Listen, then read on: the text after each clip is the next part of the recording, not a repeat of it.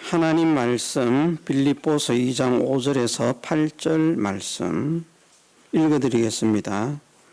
너희 안에 이 마음을 품어라. 곧 그리스도 예수의 마음이니 그는 근본 하나님의 본체시나 하나님과 동등됨을 취할 것으로 여기지 아니하시고 오히려 자기를 비어 종의 형체를 가져 사람들과 같이 되었고 사람의 모양으로 나타나셨음에 자기를 낮추시고 죽기까지 복종하셨으니 곧 십자가에 죽으심이라.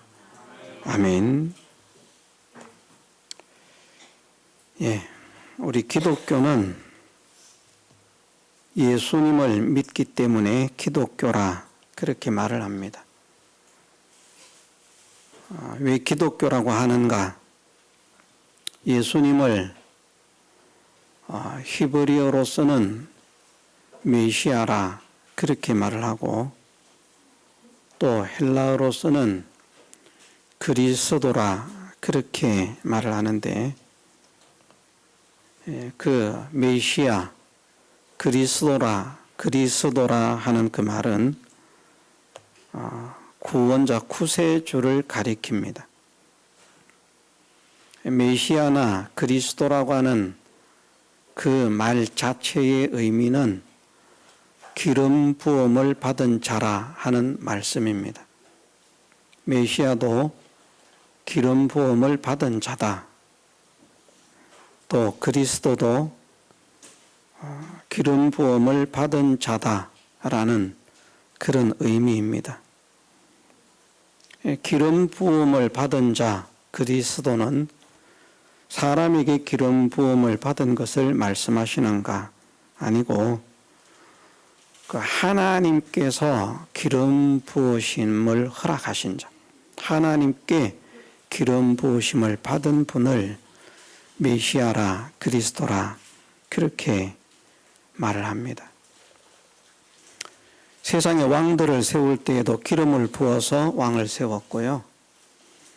또 선지자를 세울 때에도 기름을 부어서 선지자를 세웠고 제사장을 세울 때에도 기름을 부어서 제사장을 세웠는데 그 왕이나 선지자나 제사장들은 하나님께서 기름 부으신 자가 아니고 사람이 기름을 부은 자들입니다. 메시아나 그리스도는 사람들에게 기름 부음을 받는 것이 아니고 하나님께서 기름을 부으신다. 하나님께서 기름을 부으셔서 왕으로서 제사장으로서 선지자로서 사역을 하게 하시는 그분이 바로 우리를 구원하실 구원자시라. 그래서 메시아 고대 사상이라고 하는 것은 하나님께서 기름 부으신 자를 기다리는 것인데 왜 기다리는가? 우리를 구원하시는 줄 믿고 기다렸다라는 것입니다. 우리는 구약 성도들과 달리 구약 성도들은 이제 오실 메시아를 기다렸는데 우리는 오신 메시아, 오신 그리스도를 믿습니다. 예수님께서 메시아로 오셔서 그리스도로 오셔서 우리의 죄를 용서해 주심으로 씻어 주심으로 우리를 죄에서 건져 구원을 얻게 하신 분이라 하는 사실을 믿기 때문에 이제 그리스도를 우리의 구주로 믿는데 그 헬라어로 그리스도라고 하는 그 말을 한자어로 기독이라고 표기를 하는 겁니다. 중국 사람들은 그 기독, 우리는 기독이라고 표현을 하죠. 우리는 그 한자어를 기독이라는 글자로 읽는데 중국 사람들은 똑같은 글자를 기독이라고도 못 읽고요. 저는 참 중국 사람들이 불쌍한 생각이 들더라고요. 임마누엘도 못해요. 우리는 임마누엘을 할 줄 알거든요. 할렐루야도 못해요. 할렐루야를 못하니까 중국 사람들은 할렐루야를 어떻게 말하는가 하면 하리루야 이렇게 말합니다. 하리루야. 임마누엘을 못하니까 임마누엘을 임마누엘이 이렇게 말합니다. 임마누엘이. 그리스도를 못해요. 그리스도라는 발음을 못하니까 그리스도라는 그 발음에 가장 가까운 글자 한자의 두 글자를 사용했는데 그 글자를 우리는 기독이라고 읽습니다. 그렇지만 우리는 그냥 기독교라고 하는 말을 할 때에는 기독이라는 그 말을 쓰지만 그리스도라고 말을 하죠. 그리스도. 어떤 분들은 저도 이게 그리스도가 발음이 좀 어렵습니다. 쉬운 건데 어렵습니다. 한번 해보세요.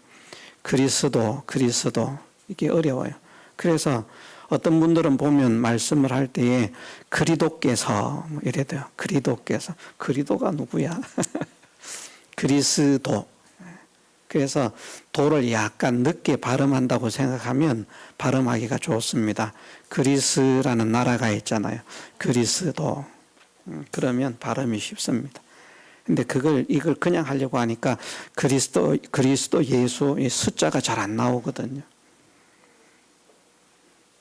중국 사람들은 그리스도를 어떻게 발음을 하는가 하면 지두라고 발음을 합니다. 지두. 예수 지두 밍더까오 이렇게 하면 예수 그리스도의 이름으로 기도드립니다라는 말이거든요. 그리스도를 못해요. 참 한국 사람은 대단한 것 같아요. 기독도 할 줄 알지, 지두도 할 줄 알지, 그리스도도 할 줄 알지. 우리 중국 사람들이 하는 거 다 할 줄 안다니까 좀 서투르긴 하지만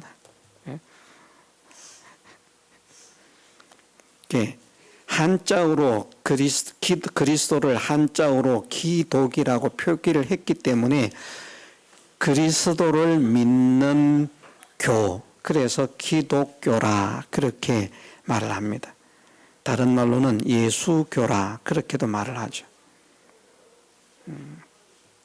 우리 기독교는 예수님을 믿는 교가 기독교입니다. 예수님을 믿지 않으면 기독교가 아닙니다. 왜냐하면 예수님께서 그리스도가 되시기 때문입니다. 예수님만 그리스도예요. 예수님 외에는 그리스도가 없습니다. 이것을 우리가 믿어야 됩니다. 예수님만 유일하신 그리스도십니다. 제가 아무리 많은 사람에게 기름 부음을 받아도 기름 부음을 받은 자가 될 수는 있는데 진짜 그리스도가 될 수는 없습니다. 예수님만 그리스도가 되시고 그래서 예수님을 믿는 그 교를 기독교라 그렇게 말을 합니다. 우리는 예수님을 믿는데 어떤 분들은 막연하게 예수님을 믿고요. 어떤 분들은 예수님을 잘 알면서 예수님을 믿습니다. 우리는 막연하게 예수님을 믿는 사람이 되면 안 되겠고 정말 예수님을 바르게 잘 알고 예수님을 믿는 믿음의 사람이 되기를 주님의 이름으로 축원합니다. 영생은 우리가 자주 듣는 말씀이죠. 영생은 곧 유일하신 참 하나님과 그의 보내신 자 예수 그리스도를 아는 것이니이다. 우리가 영생의 실력을 가지는 사람이 되려고 하면 유일하신 참 하나님도 알아야 되고 하나님께서 보내신 구원자이신 예수 그리스도를 아는 사람이 돼야 됩니다. 아는 것만큼 우리가 시험을 치면 아는 것만큼 점수를 맞을 수 있겠죠. 얼마 전에 어떤 영상을 보니까요. 하나님께서 자기와 함께 하신다 하는 것을 이제 뭐 간증하는 그런 것 같아요. 그런데 그 시험 이야기를 하더라고요. 자기는 시험 공부를 안 했다는 것 같아요. 그래서 시험을 치러 들어갔는데 시험 공부를 안 했으니 그 시험 문제를 어떻게 알겠습니까? 답을 알 수가 없어요. 그래서 전부 다 찍었다는 거예요. 그런데 그게 다 맞았다는 거예요. 하나님 은혜라는 거죠. 어쩌면 하나님 은혜일 수도 있겠어요. 왜냐하면 찍으면 잘 안 맞거든요.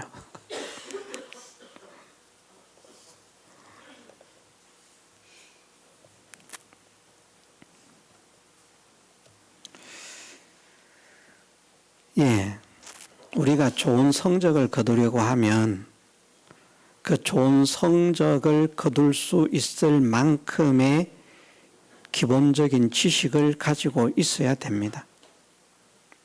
기본적인 지식이 없는데 얼떨결에 1등 할 수도 있어요. OX 퀴즈도 해보니까 그렇더라고요. 하여튼 모르는데 어쩌다가 OX 막 꽁충꽁충 뛰어다니다가 혼자 1등 하는 거예요. 그런 경우가 있기는 있는데 그것은 그냥 어설픈 거고요. 진짜 기술적인 문제라든지 그런 문제가 부딪히게 되면요. 모르면 문제를 해결할 수가 없습니다. 모르면 만들 수도 없습니다. 여러분들 집 짓는 거 쉬워 보이잖아요. 그냥 뚝딱뚝딱 지을 수 있을 것 같잖아요. 한번 지어보세요. 어렵습니다. 모르면 제대로 된 물건을 만들기도 힘들고요. 모르면 농사 짓는 것도 힘들고요. 모르면 최첨단 그런 물체들을 만들어내는 것도 할 수가 없습니다.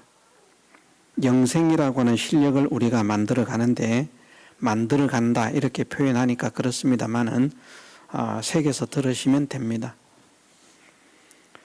영생이라고 하는 실력이 하나님의 나라에서 우리의 영원한 기업으로 누리게 될 것인데 하나님의 나라에서 누리게 될 영생의 실력은 어느 정도만큼 우리가 그 실력을 내 것으로 받아서 누릴 수 있는가? 그것은 유일하신 참 하나님을 바르게 아는 것만큼. 첫째는요. 영생은 유일하신 참 하나님과 그래서 유일하신 참 하나님을 아는 것만큼. 그래서 하나님이 얼마나 크신 분인가 이것을 아는 것만큼 그 사람은 하나님을 믿는 사람이 돼요. 하나님의 크심이 요만큼 크다고 믿는 사람은 요만큼 수준의 믿음 생활은 할 수 있지만 요만큼 수준을 뛰어넘는 믿음 생활을 하라고 하면 그건 못합니다. 자기가 아는 것만큼 하나님이 요만큼 크시다. 요만큼 크시다. 하나님이 요만큼 높으시다. 라고 자기가 생각하고 있는 그 수준 아래서는 믿음을 지킵니다. 이게 필연적입니다. 그렇지 않을걸요. 하나님을 믿으면 그냥 뭐 믿음 지키는 것이지 뭐 그렇게 해야 믿음을 지킬까요? 아닙니다. 우리가 우리 현실 속에서 수많은 사람들이 믿음 생활을 하지만 그 현실 속에서 믿음을 지켜내는 사람들과 믿음을 지켜내지 못하는 사람들이 분명히 드러나고 보여지거든요. 그러면 왜 어떤 사람들은 믿음을 지키는데 어떤 사람들은 믿음을 지키지 못하고 그 현실 속에서 믿음이 없는 사람들과 똑같은 그런 생각을 가지고 똑같은 지식을 가지고 똑같은 행동을 하면서 그런 삶을 살아갈까? 그것은 하나님의 크심을 그 정도까지만 알기 때문입니다. 하나님의 능력도 마찬가지입니다. 하나님의 능력을 믿는 것이 능력을 믿는 것만큼 믿음을 지킬 수가 있어요. 그래서 어떤 사람은 하나님은 감기도 낫게 못하는 하나님이야. 감기도 나을 수가 없어.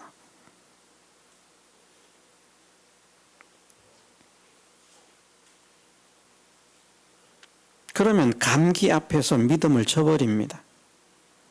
어떤 사람은 암도 낫게 하시는 하나님이야. 그러면 암이 걸려도 믿음을 지킵니다.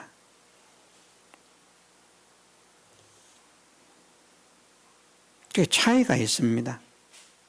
하나님을 아는 것만큼, 바르게 제대로 아는 것만큼 믿음을 지킬 수가 있고, 믿음을 지킨 것만큼 하나님의 나라에 가보면 그것이 자기 실력이 되고, 자기 영광이 되고, 자기 권세가 되고, 자기 복이 되고, 자기 기업이 되어서 영원토록 그것을 누리면서 영원토록 그것을 사용하는 그런 사람이 되는 것입니다. 그와 함께 또 무엇을 알라고 말씀하셨는가 하면, 유일하신 참 하나님께서 보내신 자, 그의 보내신 자, 유일하신 참 하나님께서 보내신 자, 어디로 보내신 자? 세상에 보내신 자. 지금은 가셨기 때문에 지금은 세상에 계시지 않습니다. 지금으로부터 약 2000년 전에 우리를 구원하는 구세주로 이 세상에 희생제물이 되라고 보내셨던 그 예수 그리스도가 어떤 분인가 하는 것을 아는 것만큼, 야, 예수님이 이런 분이구나, 예수님이 이렇게 크신 분이구나, 이렇게 존귀하신 분이구나, 이렇게 높으신 분이구나 하는 것을 아는 것만큼 믿음 생활을 하고요. 야, 예수님의 능력이 이런 능력이구나, 예수님의 사랑이 이런 사랑이구나, 예수님의 은혜가 이런 은혜구나 하는 것을 아는 것만큼 그만큼 믿음을 지킵니다. 우리는 죽는 현실 속에서도 믿음을 지킬 수 있는 사람이 되어야 되겠는데, 죽어도 믿음을 양보하지 않을 수 있을 만큼 하나님과 예수 그리스도를 바르게 알고 바르게 믿는 우리 모두가 되게 해주시기를 주님의 이름으로 축원합니다.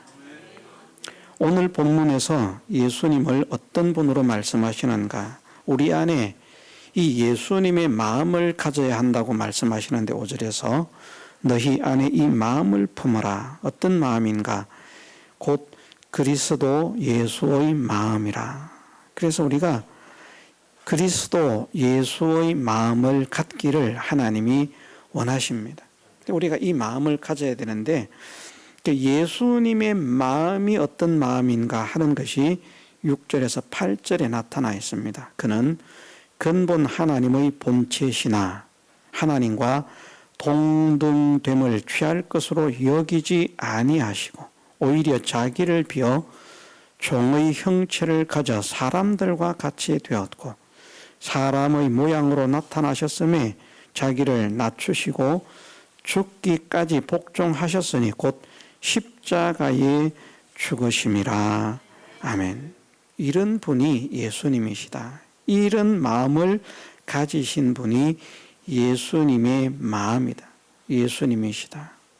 예수님은 어떤 분이라고 말씀하시는가 하면 그는 근본 하나님의 본체시다라고 말씀을 합니다. 본체라고 하니까 하나님이라고 하는 그 영이신 하나님이 있는데 그 영이신 하나님에게 어떤 실체가 될 몸이 있어야 되니까 예수님이 그 하나님의 본체, 실체가 되었다라는 그런 말이 아니고요. 여기에 본체라고 하는 것은 이제 형상이라 하는 그런 말입니다. 하나님의 형상, 하나님의 형상, 보이지 않는 하나님의 형상.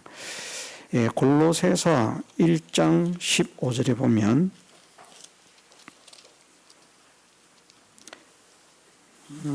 14절 15절 말씀에 그 아들 안에서 우리가 구속 곧 죄 사함을 얻었도다. 그 아들 예수님을 나타내죠. 그는 예수님은 보이지 아니하시는 하나님의 형상이요 모든 창조물보다 먼저 나신 자니. 아멘. 보이지 아니하는 하나님의 형상이라 이렇게 말씀을 하셨고요. 히브리서 1장 3절에서는 이는 하나님의 영광의 광채시요 그 본체의 형상이시라.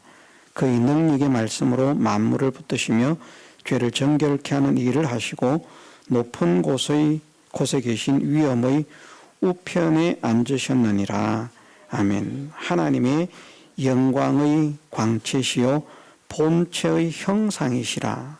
여기는 보니까 빌립보서에서는 하나님의 본체시라 말씀하셨는데 또 히브리서에서는 말씀하시기를 그 본체의 형상이라 또 그렇게 말씀을 하셨잖아요.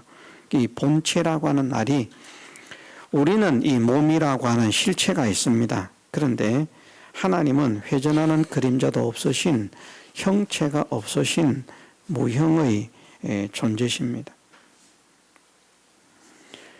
그 보이지 않는 하나님, 볼 수 없는 하나님, 아무도 본 자가 없는 그 하나님을 하나님을 우리는 아무도 알 수 없는데 하나님이 어떤 분인가 알 수 있도록 하나님을 나타내신 것이 예수님이신데 실제로 예수님은 그냥 하나님이 어떤 분이다 하는 것을 나타내어 주신, 알려주신 이것만 하신 분이 아니라 예수님의 실체가 하나님의 형상이라는 말입니다. 하나님의 형상이라.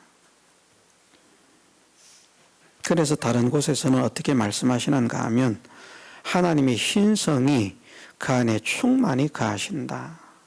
그렇게 말씀을 하십니다. 하나님의 모든 신성이 그 안에 충만히 거하신다. 그 하나님이 예수님 안에 충만히 거하시는데 그 예수님 안에 거하시는 분이 누구신가 하면 곧 신성이신 하나님이신데요. 결국은 우리로 말하면 우리는 영과 육이 하나로 이루어진 사람이라고 했잖아요. 예수님은 신성과 인성이 하나의 사람이 되어서 나타나신 분입니다. 하나님이 사람으로 변한 건 아닙니다. 신성과 인성이 하나가 되어서 사람으로 나타나셨어요. 살아있는 사람으로 역사를 하려고 하면 영이 없으면 사람이 살아있을 수가 없습니다. 영이 없으면. 예수님이 살아서 활동하는 사람이 되려고 하면 예수님께도 영이 있어야 되는데 그 예수님의 영이 누구신가 하면 사도행전에 예수님의 영이 성령이라고 하는 것을 말씀하십니다. 그런데 성령은 하나님이시잖아요. 성령은 하나님이십니다. 하나님이신 예수님의 영. 그러니까 그 영으로 보면 예수님은 그 실체가 하나님이신 거예요. 한 아기가 우리에게 낳고 한 아들을 우리에게 주신 바 되었는데 하면서 그 이름이 무엇이라고 말씀하시는가 하면 전능하신 하나님이요 영존하시는 아버지라. 그 우리에게 주신 아들이 껍데기는 아들인데 그 알맹이에는 우리가 알지 못하는 전능하신 하나님이 함께 하시고 영존하시는 아버지가 함께 하시는 그런 분이 우리에게 주신 메시아라고 하는 것을 말씀을 하십니다. 그러니까 예수님의 실체는 사람이 볼 때는 보잘것없는 사람이지만 예수님은 어떤 분인가 하면 천지를 창조하신 창조주 하나님이 하나가 되어 계신 분입니다. 이게 이제 놀라운 일이라는 것이죠. 그래서 예수님을 창조자라고도 또 말씀을 하시고요. 또 예수님을 여호와 하나님을 구약 성경에서 만왕의 왕, 만주의 주라고 말씀하시는데 신약에서는 하나님도 그럴 뿐 아니라 예수님도 만왕의 왕이시며 만주의 주가 되신다. 그래서 결국 지금 제가 드리려고 하는 말씀은 어떤 말씀인가 하면 예수님은 지극히 높으신 왕이라는 겁니다. 세상의 왕들을 다 합쳐도 예수님의 권세에 비교할 수가 없어요. 우리 한국말로는 세상의 왕들의 권세와 힘을 다 합쳐도 예수님께 갖다 대면 세 발이 핍니다. 아무것도 아닙니다. 근데 세상의 왕은 우리가 볼 때 얼마나 존귀합니까? 능력이 있잖아요. 예. 우리는 다 왕들을 좀 우습게 하는 것 같아. 근데 우리가 조선시대로만 돌아간다고 해도요, 왕은 절대 군주입니다. 그만. 왕 앞에서 고개도 마음대로 못 들고요. 왕 앞에서 등도 마음대로 못 보이고요. 그만큼 일반 백성들보다 신분이 높은 존재가 왕입니다. 같은 사람입니다. 그런데 예수님은 만물을 창조하신 창조자이면서 만왕의 왕이신 분인데 그분이 우리를 사랑하셔서 우리를 구원하기 위해서 자기를 비워 종의 형체를 가져 사람들과 같이 되었고 사람의 모양으로 나타나셨다라고 말씀을 하십니다. 예수님께서 사람으로 오셨는데 사람으로 오신 그 중에서도 예수님은 가장 가난한 자로 가장 낮고 천한 자로 오셨습니다. 그래서 그것을 우리가 지금은 또 이해를 잘 못해요. 지금은 뭐 평등 시대라 이렇게 말을 해서 이런 차별이나 이런 것들이 이제 없어진 시대라서 잘 이해를 못하는데 옛날 우리나라는 많은 이제 천민들이 있는데요. 그 천민들 중에서도 최하위 천민을 백정을 천민이라고 보았습니다. 백정의 자식은 출세를 할 수가 없어요. 근데 유대인들에게 있어서는 누가 가장 천민이라고 여겨졌는가 하면 목수가 가장 천민이었습니다. 사회적 신분에서 가장 천민, 목수. 목수의 아들로 태어나신 거예요. 우리나라로 말하면 옛날 백정의 아들로 태어났고 다른 말로 하면 이렇게도 표현할 수 있습니다. 어떤 집에서 종살이를 하고 있는 종의 자식으로 태어났다. 그만큼 비참한 거예요. 우리는 그렇게 비참한 자와 같은데 이런 비참한 우리를 구원하시기 위해서 세상의 어떤 왕보다도 높으신 주님이 비참한 나보다도 더 낮아진 그 모습으로 오셨다는 겁니다. 그래서 이것을 우리가 이해하기 쉽게 제가 설명을 들어드릴 때 그런 설명을 들어드렸습니다. 그 나라의 왕이 그 나라의 백성을 사랑하기 때문에 모든 백성을 사랑해서 구원하기를 원하는데 그 나라의 백성 중 어떤 집에 종으로 있던 사람의 자녀 또는 저 빈민굴 거지 소굴 작년에 왔던 각설이 죽지도 않고 또 왔다라고 말하는 그 거지 소굴에서 살아가고 있는 그 자녀, 거지의 자녀로 태어난 그 아이 하나를 살리려고 왕이 자기의 신분을 비우고 그 거지보다도 더 낮은 신분으로 낮아졌다면 우리가 이해를 할 수 있겠는가? 그런 희생을 했다면. 이것도 우리가 이해가 안 되죠. 왜? 세상에 그런 왕이 없기 때문에요. 사람들이요, 선거 전에 대통령 되기 전에는 다 대통령 뽑아달라고 굽신거리고 국회의원 뽑아주기 전에는 국회의원으로 뽑아달라고 굽신거리고 국민의 종이 되겠습니다. 주민의 종이 되겠습니다. 국회의원 돼보고 대통령 돼보세요. 자기가 대장이지. 국회의원 당선된 사람들이 주민들 앞에 머리 숙이는 거 잘 보셨습니까? 대통령 된 사람이 백성들 앞에서 국민들 앞에서 머리 숙이는 거 보셨습니까? 아닙니다. 표를 얻을 때는요, 진짜 뭐 종 중에 종이 될 것 같아요. 국민의 종이 되겠습니다. 국민을 주인으로 섬기겠습니다. 말짱 거짓말입니다. 절대 자기를 숙이지 않습니다. 그런데 천지를 창조하신 창조주 하나님이신 예수 그리스도의 신성입니다. 그러면 모든 만물에게 존경과 대우와 섬김만 받아야 될 뿐이 저희가 잘못한 것이 있는 것도 아니고 잘못한 것도 없는데 나 같은 죄인을 구원하시려고 사람이 되어 오셨는데 사람 중에서도 가장 낮고 천한 자로 오셨다. 그 주님의 낮아지심이 얼마나 큰 사랑이며 얼마나 큰 은혜인가를 우리가 깨닫기를 원합니다. 이것을 깨달을 수 있어야 우리를 향한 예수님의 사랑을 우리가 깨달을 수가 있습니다. 이것을 깨닫지 못하면, 근본적으로 이것을 이해하지 못하면 예수님 나를 사랑하신 거 믿습니다. 정말 나를 사랑하신 거 믿습니다. 근데 그게 전부 다 사실은 거짓말이에요. 자기가 정말 믿는 것 같은데 거짓말로 믿고 있어요. 자기도 모르게 자기가 속아서.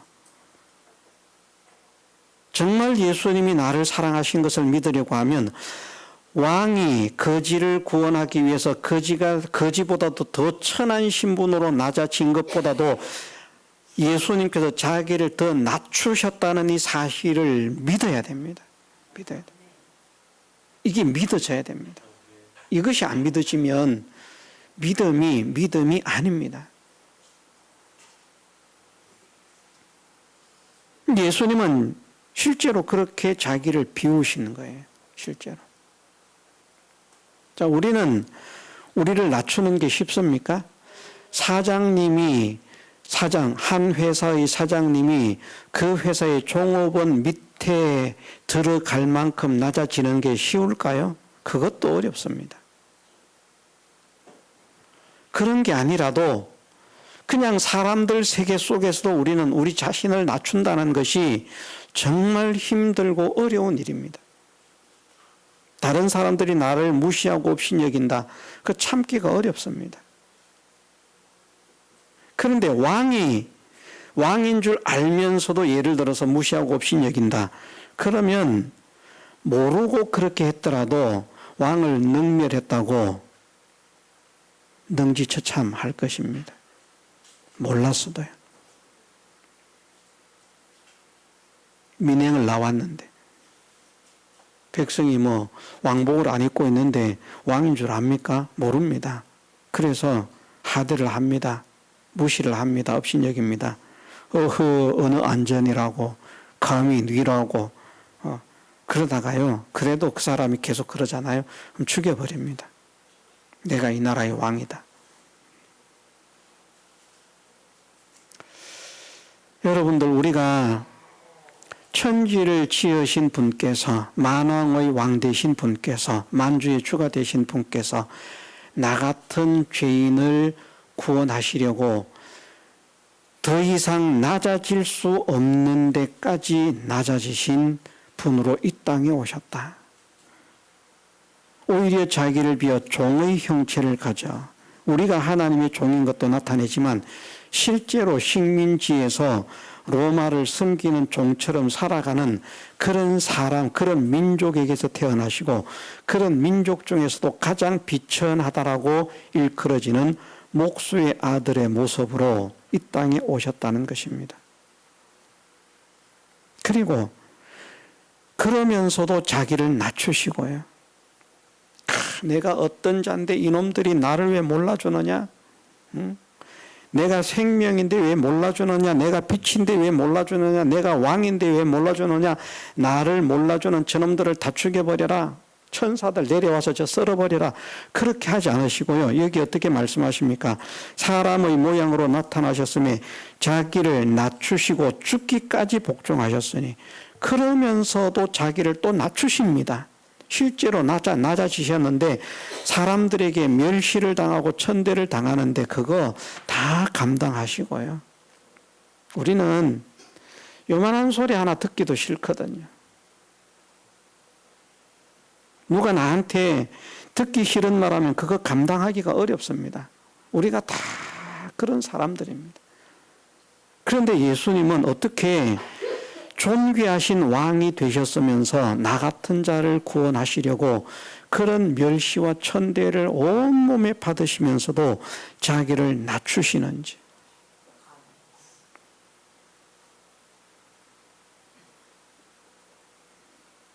우리가 예수님께 도대체 뭘 해드린 게 있습니까?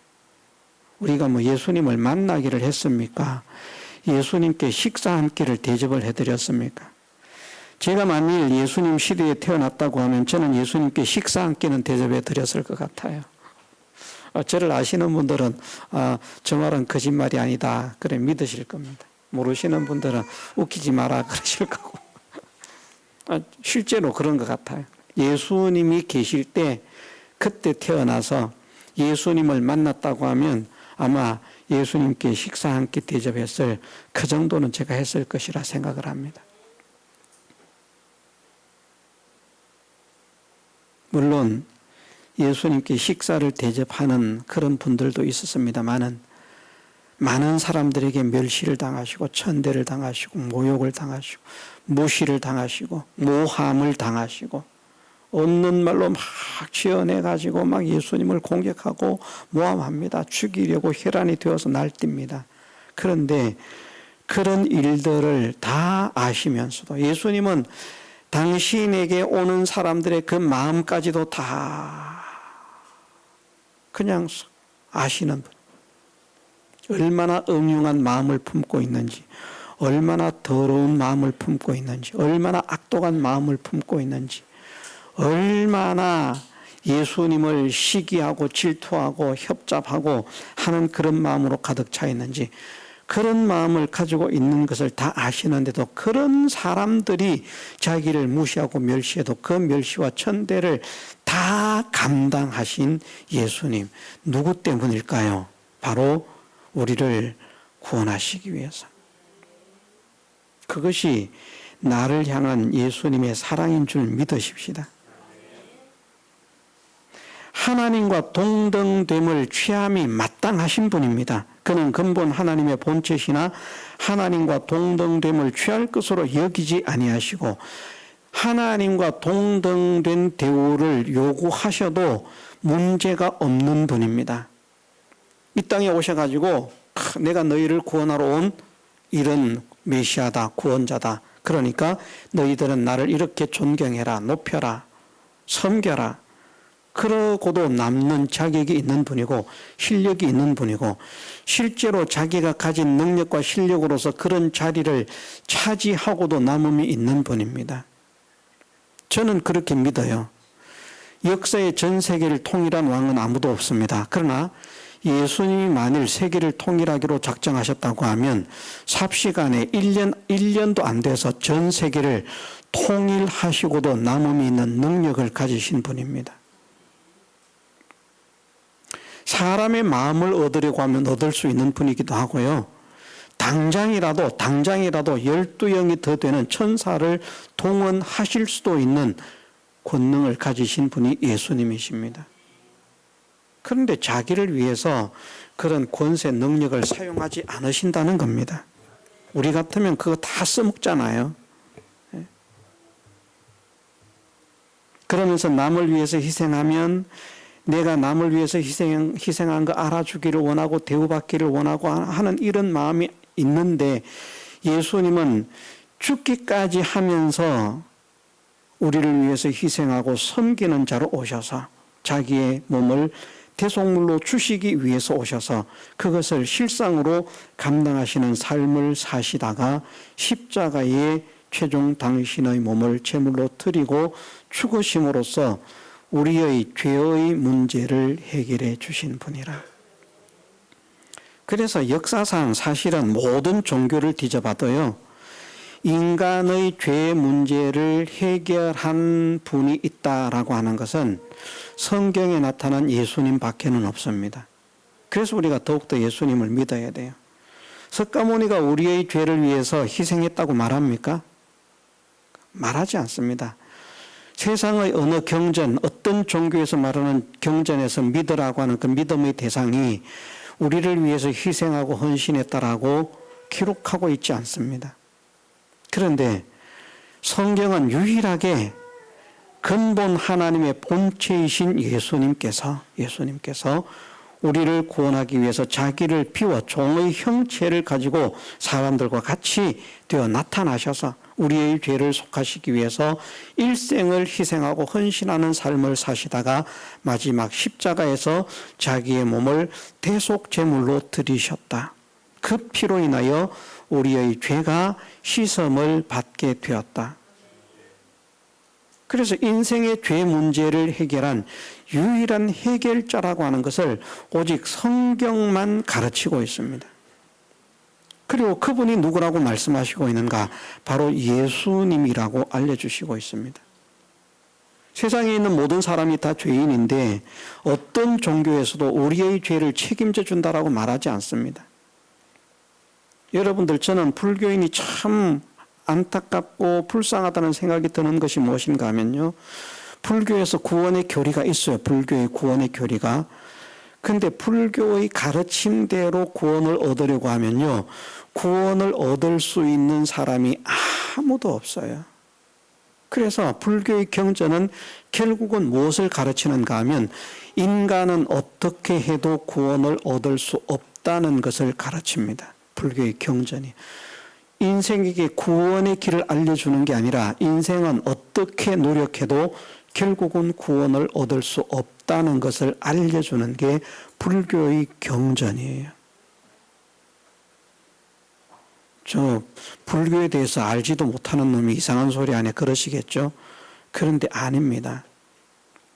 불교에서 우리가 구원을 얻으려고 하면 해탈을 해야 되는데, 진짜 해탈을 하려고 하면 어느 정도의 해탈을 해야 되는가 하면요, 어떤 큰 성에 사방으로 10리인지 20리인지 사방으로 그렇게 큰 성에 겨자씨를 가득 채워놓고 그 겨자씨를 3년마다 하나씩인가 드러내가지고 그 겨자씨를 다 드러낼 그 횟수만큼 수련을 해야 해탈이 된다. 그런데 그것이 몇십만 급 이렇게 급이 됩니다. 1급이 1억 3천만 년인가 그래요. 우리가 1억 3천만 년 삽니까? 한 급이라고 해도 감당을 못하는데 몇십 급, 몇억 급을 그렇게 해야 돼. 그것을 나타낸 게 뭔가 하면 사방으로 몇십 리인지 제가 정확하게 기억을 못합니다.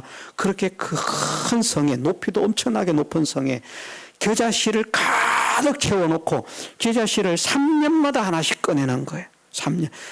3초마다 하나씩 꺼내면 안 됩니다. 3년마다 하나씩 꺼내가지고 거기에 있는 겨자씨를 다 꺼내서 없어질 때까지 수행을 해야 해탈이 된다. 그게 불교의 경전이에요. 된다는 말입니까? 안 된다는 말입니까? 안 된다는 말이에요. 똑같은 말을 다른 곳에서 똑같이 표현하는데 어떻게 표현하는가 하면 엄청나게 큰 바위가 있어요. 엄청나게 큰 바위. 그 바위를 얇은 천을 가지고 썰어서 없애야 돼요. 닳게 만들어야 돼요. 얇은 천을 가지고. 천이 닳겠습니까? 바위가 닳겠습니까? 바위가 닳죠. 그런데 거기에 그 경전에 어떻게 기록을 하고 있는가 하면 엄청나게 큰 바위인데 해탈을 하려고 하면 엄청나게 큰 바위를 얇은 천으로 썰어서 닳게 하는데 막 썰면 안 돼.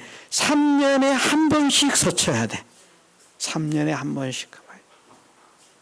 그래서 그 바위가 다 닳아 없어질 때까지 수련을 해야 해탈이 된다는 겁니다.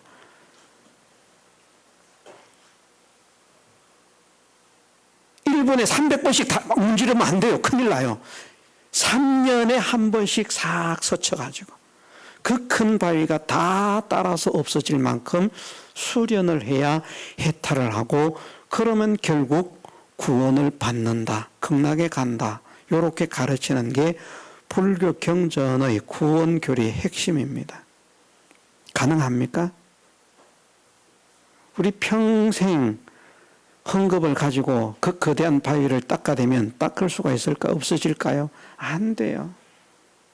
그래서 제가 말씀드리는 게 불교에서 구원을 가르치는데, 극락을 가는 진짜 해탈의 방법을 가르치는데 그 해탈의 방법을 결국은 무엇이라고 말하는가 하면 인생 그 어느 누구도 해결할 수 없는 방법이다. 그걸 말하고 있는 거예요. 근데 그걸 믿고 있는 겁니다. 얼마나 어리석습니까? 그래서 제가 불쌍하다고 말하는 거예요. 그런데 성경은 구원의 방법을 명확하게 가르칩니다. 죄 문제를 해결해야 되는데 이 죄 문제를 해결하는 방법을 인생은 해결할 수 없기 때문에 창조주와 인간이 하나가 되신 신인 양성 1위가 되어서 우리를 구원하기 위해서 이 땅에 오신 예수님께서 우리를 대신해서 우리의 모든 죄의 짐을 짊어지시고 고난의 삶을 사시다가 십자가에 당신의 몸을 희생 제물로 드려서 그 피로써 우리의 죄를 씻어 주셨다. 그 피를 믿는 사람은 구원을 얻는다. 몇십 년을 수련해야 된다라고도 말하지 않아요. 몇백 년을 수련해야 된다라고는 말하지 않아요.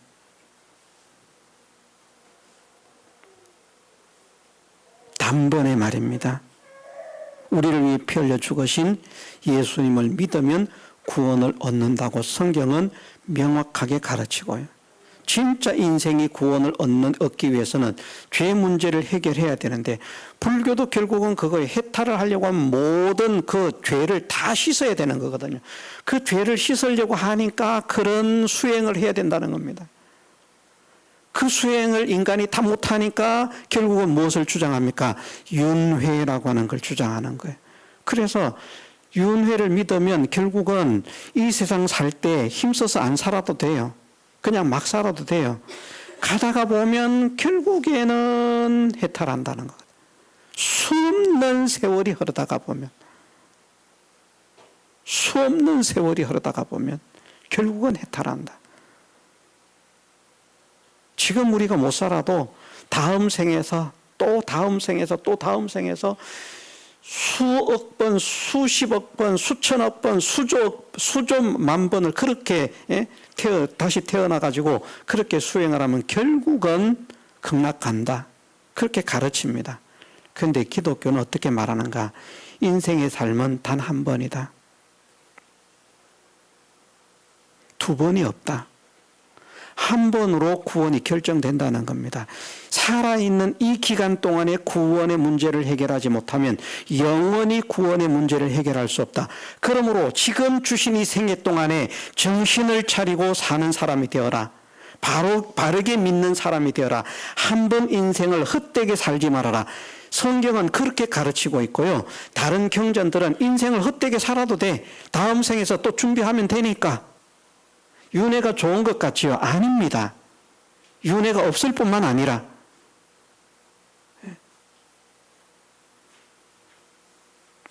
우리를 구원하기 위해서 근본 하나님의 본체시나 하나님과 동등됨을 취할 것으로 여기지 아니하시고 자기를 비하여 종의 형체를 가져 사람들과 같이 되어 사람의 모양으로 나타나셨을 뿐 아니라 가장 낮고 천한 자로 오셔서 자기를 낮추시고 죽기까지 복종하심으로 십자가에 죽으심으로 우리를 구원하신 예수님의 사랑, 그 예수님의 사랑을 성령의 도우심으로 깨닫게 되는 우리 모두가 되게 해주시기를 주님의 이름으로 축원합니다.